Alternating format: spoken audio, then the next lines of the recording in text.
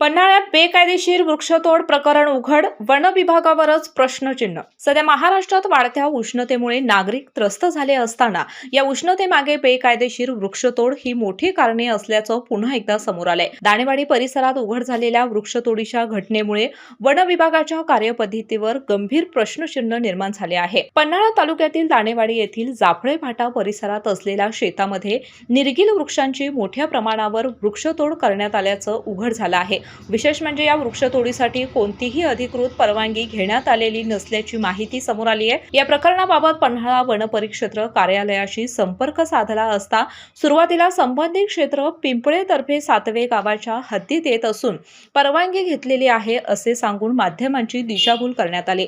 मात्र महसूल विभागाकडून मिळालेल्या माहितीनुसार संबंधित क्षेत्र हे दाणेवाडी गावाच्या हद्दीत येते आणि त्या ठिकाणी वृक्षतोडीसाठी कोणतीही परवानगी देण्यात आलेली नाही. वन परिक्षेत्र कार्यालयाशी पुन्हा संपर्क साधल्यावर अधिकाऱ्यांनी सुरुवातीला निर्गील झाडे तोडण्यासाठी परवानगी किंवा वाहतूक परवाना आवश्यक नसल्याचं सांगितलं. मात्र सखोल माहिती विचारल्यावर अखेर संबंधित वृक्षतोड ही विना परवाना झाल्याची कबुली देत दोषींवर कारवाई करू असे वन परिक्षेत्र अधिकारी अजित माळी यांनी सांगितलं. दाणेवाडी येथील गट नंबर 251 मध्ये निलगिरी या वृक्षाची अवैध वृक्षतोड झाल्याचे निदर्शनास आलेले आहे. तर त्यांनी या कार्यालयाकडून कोणतीही परमिशन न घेता वृक्षतोड केलेली आहे.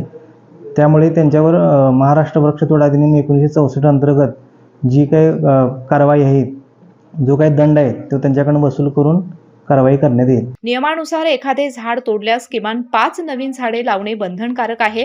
मात्र प्रत्यक्षात हा नियम पाळला जात नसून वन विभागाकडूनही यावर कोणतीही ठोस कारवाई होत नसल्याचं चित्र दिसत आहे.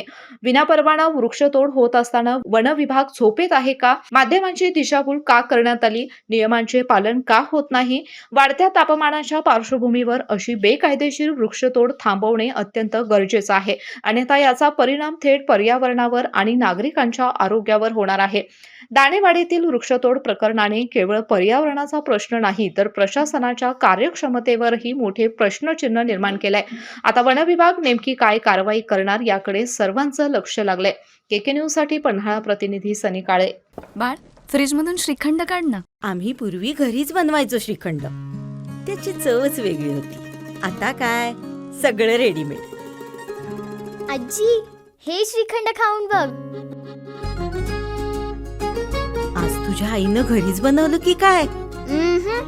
हे आहे गोकुळचं श्रीखंड. अगदी जिभेवर रेंगाळणार. जिभेवरच नाही तर मनावरही रेंगाळणार. गोकुळ श्रीखंड, मनावर रेंगाळणार.